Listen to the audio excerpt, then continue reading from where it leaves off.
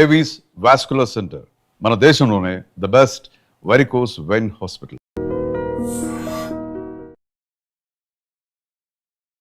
Hi నమస్తే, welcome to I dream. నేను మీ anchor Pratyusha.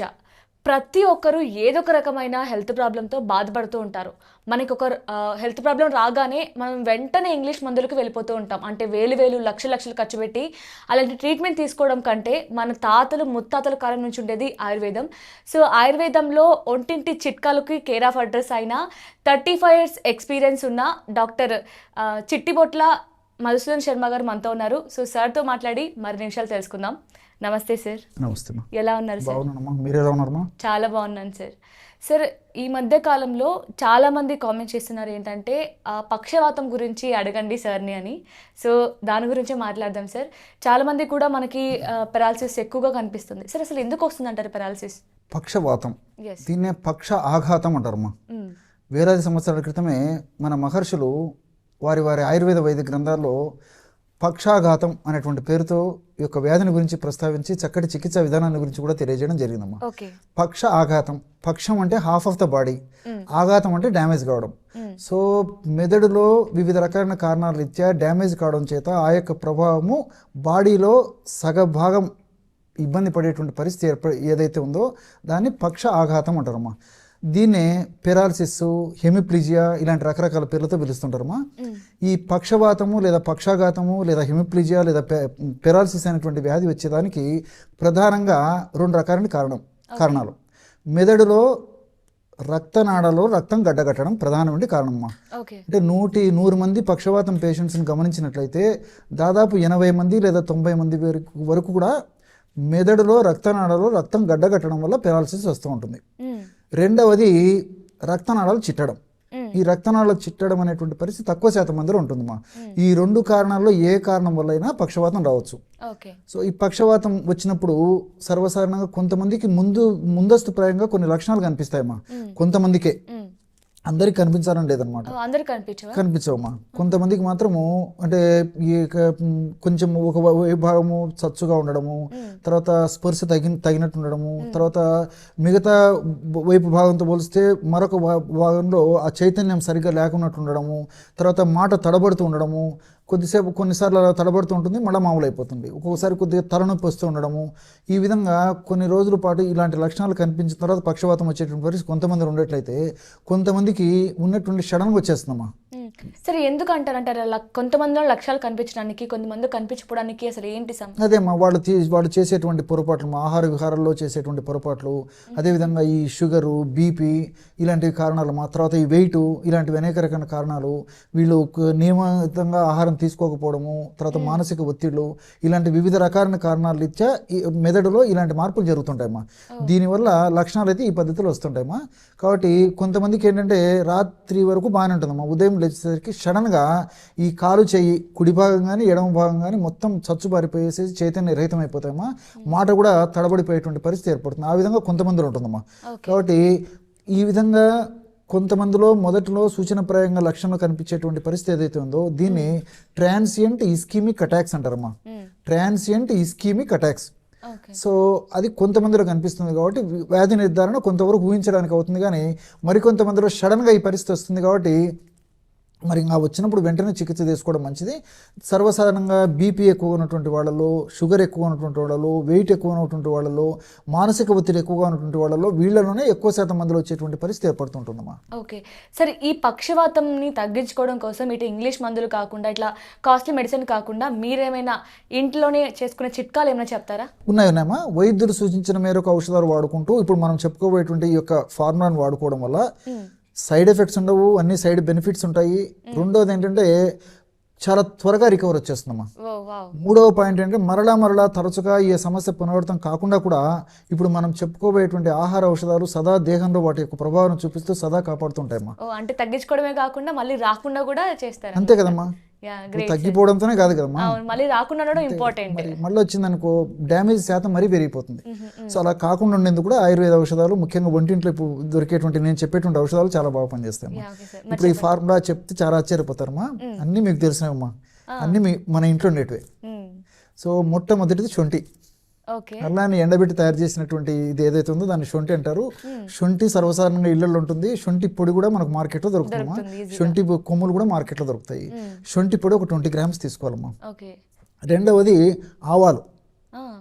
చాలా ఆశ్చర్యపోతారమ్మా, చెప్తున్నాను కదమ్మా. అసలు ఈ సొంటి ఆవాలతో మనకి పక్షం తగ్గుతుంది. అవునమ్మా, చెప్తానమ్మా. అది కూడా ఆవాలు జస్ట్ కాస్త కొద్దిగా వేయించాలమ్మా, మరి ఎక్కువ వేయించకూడదమ్మా. వేయించేసేసి పొడి చేసేసి ఒక 20 గ్రామ్స్ ఆవాల పొడి తీసుకోవాలి. శొంఠి పొడి 50 గ్రాములు, ఆవాల పొడి శొంఠి పొడి 20 గ్రాములు, ఆవాల పొడి 20 గ్రాములు. అదేవిధంగా మిరియాలమ్మా, మిరియాలను కాస్త వేయించేసేసి పౌడర్ లాగా తయారు చేసుకొని ఆ యొక్క చూర్ణాన్ని ఒక 20 గ్రాములు తీసుకోవాలి. సో ఈ మూడు ఒక్కొక్కటి 20 గ్రాముల చొప్పున తీసుకునేసరికి మొత్తం 60 గ్రాముల ఔషధం రెడీ అయిపోతుందమ్మా. ఇది నేను క్యాలిక్యులేషన్ వేసి కూడా చెప్తానమ్మా. ఇది 1 మంత్కి వాడుకోవాలి. ఉదయం 1 గ్రాము, రాత్రి 1 గ్రాము. సరే, మొత్తం కూడా 20 గ్రామ్స్ అంటే మొత్తం 60 గ్రాములు వస్తుంది. సో 60 గ్రాములు అంటే రోజు 2 గ్రాములు వాడుకున్నట్లయితే ఎన్నాళ్ళు వస్తుంది ఎగ్జాక్ట్లీ అమ్మా? మీకు తెలుసు కదమ్మా, 30 డేస్ వస్తుంది. 30 డేస్ అయిన తర్వాత మళ్ళీ ఫ్రెష్గా తయారు చేసుకొని వాడుకోవాలమ్మా. ఈ విధంగా అవసరాన్ని బట్టి కొన్నాళ్ళ పాటు రెగ్యులర్గా వాడుకోవడం వల్ల ఫలితాలు చాలా అద్భుతంగా ఉంటాయమ్మా. సో నేను చెప్పినటువంటి పద్ధతిని తయారు చేసుకోవాలి. ఈ విధంగా తయారు చేసుకుని అన్నీ కలిపేసేసి రోజు ఉదయం ఆహారానికి ఒక 10-15 నిమిషాల ముందు, రాత్రి ఆహారానికి ఒక 10-15 నిమిషాల ముందమ్మా. తినే ముందు వేసుకోవాలి. జస్ట్ 1 గ్రామ్ పౌడర్ తీసుకొని చిన్న ప్లేట్ కానీ లేదా తమలపాకులో కానీ వేసేసుకొని కాస్త తేనె కలిపేసేసి రంగరించేసి చప్పరించేసి మింగేసేయాలి. లేకపోతే దీన్ని ఒక 50 ml పాలల్లో కలిపి తీసుకోవచ్చుమా, లేకపోతే వాటర్లో కలిపి తీసుకోవచ్చు. మనసు ఉంటే మార్గం ఉందమ్మా. సో డైరెక్ట్ గా తీసుకోవచ్చు, లేదంటే మిల్క్ లో ఆరల్స్ వాటర్ లో ఎలాగైనా తీసుకోవచ్చు. ఇప్పుడు ఫర్ ఎగ్జాంపుల్ షుగర్ వ్యాధిగ్రస్తులు తేనె వాడకూడదు అంటారు, ప్రాబ్లం అయిపోతుంది. కాబట్టి ఎవరికి ఎలా వీలయ్యి ఎలా అనుకూలంగా ఉంటే అలా వాడుకోవచ్చమ్మా. ఏదో ఒక పద్ధతిలో ఈ యొక్క ఔషధాన్ని ఈ యొక్క పద్ధతిలో వాడుకోవాలి. మరి ఇవే కాకుండా మనకి మార్కెట్లో ఏమైనా ఆయిల్స్ అలా ఏమైనా ఉంటాయి అంటే రాసుకోవడానికి?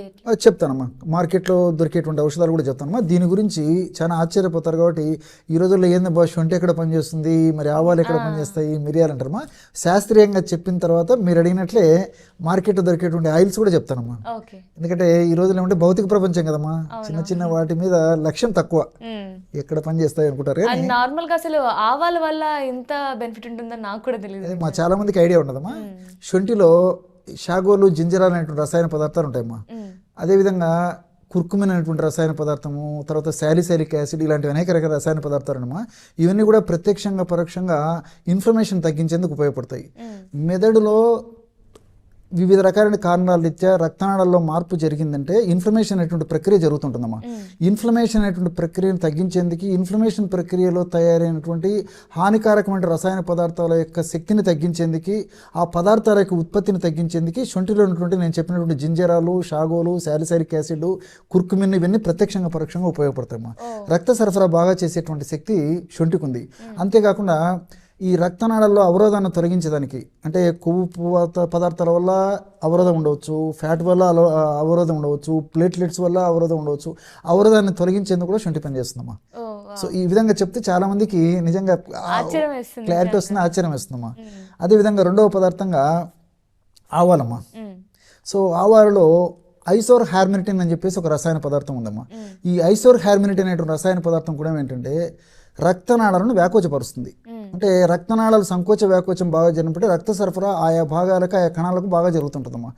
ఈ ఆవాలను ఈ పద్ధతిలో వాడుకోవడం వల్ల రక్తనాళాలు వ్యాకోచం చెంది సంకోచ వ్యాకోచాలు బాగా జరగడం వల్ల ఆ కణజాలాలు, కణాల దగ్గర మెదడులో ముఖ్యంగా ఈ పోషకాంశాలు బాగా అందుతుంటాయమ్మా. ఆక్సిజన్ బాగా జరుగుతుంది. ఆక్సిజన్ బాగా అంది, పోషకాంశాలు ఎప్పుడైతే బాగా అందుతాయో అక్కడ అనారోగ్యమైన పరిస్థితి ఉండదు, ఉన్నప్పటికీ త్వరగా రికవర్ అయిపోతుంది. అదొకటి. రెండవది ఆవాల్లో సినిగ్రిన్ అనేటువంటి రసాయన పదార్థం కూడా ఉంటుందమ్మా. ఇది కూడా బెస్ట్ యాంటీ ఇన్ఫ్లమేటరీ ఏజెంట్. నేను ఇంతకుముందే చెప్పినాను, యాంటీ ఇన్ఫ్లమేటరీ అంటే ఇన్ఫ్లమేషన్ అనే ప్రక్రియ జరిగేటప్పుడు ఇలాంటి సమస్యలన్నీ కలుగుతుంటాయి. ఇన్ఫ్లమేషన్ తొలగించేందుకు ఆవాలు అన్నటువంటి ఈ సినిగ్రిన్ అనేటువంటి రసాయన పదార్థం కూడా ఉపయోగపడుతుందమ్మా. సరే, మిరియాలు ఏంటంటే మనం ఏదో కూరలు వేసుకుంటాం సార్, మిరియాలు ఏముంటుంది బా అని చెప్పేసి అనుకుంటామా. పిట్ట కొంచెం కూతగనం అన్నట్లు మిరియాలు చూడడానికి చిన్నగా ఉన్నప్పటికీ ఫలితం ఔషధ శక్తులు చాలా ఉంటాయమ్మా. సో ఆ మిరియాల్లో పెప్పరిన్ అనేటువంటి రసాయన పదార్థం ఉందమ్మా. ఈ పెప్పరిన్ అనేటువంటి యొక్క రసాయనిక పదార్థం కూడా ఈ సంకోచ వ్యాకోచాన్ని బాగా చెరిగేట్లు చేయడం కాకుండా రక్తనాళాల్లో రక్తం సజావుగా ప్రవహించేందుకు ఉపయోగపడుతుంది. అదేవిధంగా రక్తనాళాల్లో బ్లాక్స్ రాకుండా ఉండేందుకు కూడా ఈ యొక్క మిరియాలు చాలా చక్కగా ఉపయోగపడతాయి. అంతేకాకుండా ఈ యొక్క మిరియాలు వాడుకోవడం వల్ల షుగరు నియంత్రణ ఉంటుందన్నమాట. చాలామందికి షుగర్ వ్యాధిగ్రస్తులు ఈ సమస్య వస్తూ ఉంటుంది అనమాట. అంటే ఇన్సులిన్ రెసిస్టెన్స్ వల్ల ఇన్సులిన్ సెన్సిటివిటీని పెంచేందుకు మిరియాలు ఉన్నటువంటి పెప్పరిన్ అనేటువంటి రసాయన పదార్థం ఉపయోగపడుతుంది. అదేవిధంగా వెయిట్ లాస్ అయ్యేందుకు కూడా వెయిట్ వల్ల కూడా ఈ యొక్క సమస్య చాలా మందిలో వస్తుంటుందమ్మా. వెయిట్ ఉన్నటువంటి వాళ్ళలో కూడా ఈ పెరాలసిస్ సమస్య వస్తుంటుంది అనమాట. సో పరోక్షంగా వెయిట్ తగ్గేదానికి కూడా ఈ మిరియాలు ఉన్నటువంటి పెప్పరిన్ అనేటువంటి రసాయన పదార్థం ఉపయోగపడుతుంది. సో ఈ విధంగా మల్టిపుల్ బెనిఫిట్స్ నేను చెప్పినట్టు ఫార్ములా ఉన్నాయి కాబట్టి ఈ పద్ధతిలో తయారు చేసుకుని వాడుకోవడం వల్ల చాలా క్షేమదాయకంగా పనిచేస్తాయి ఈ ఔషధాలు. ఇంకోటి అంటే ఈ ఔషధాల యొక్క ప్రభావం సదా దేహంలో ఉంటూ సదా కాపాడుతూ సదా రక్షిస్తూ ఉంటాయి అవి. ఓకే, సరే, మీరు అడిగిన దానికి నేను వస్తానమ్మా. ఆయిల్స్ అమ్మా.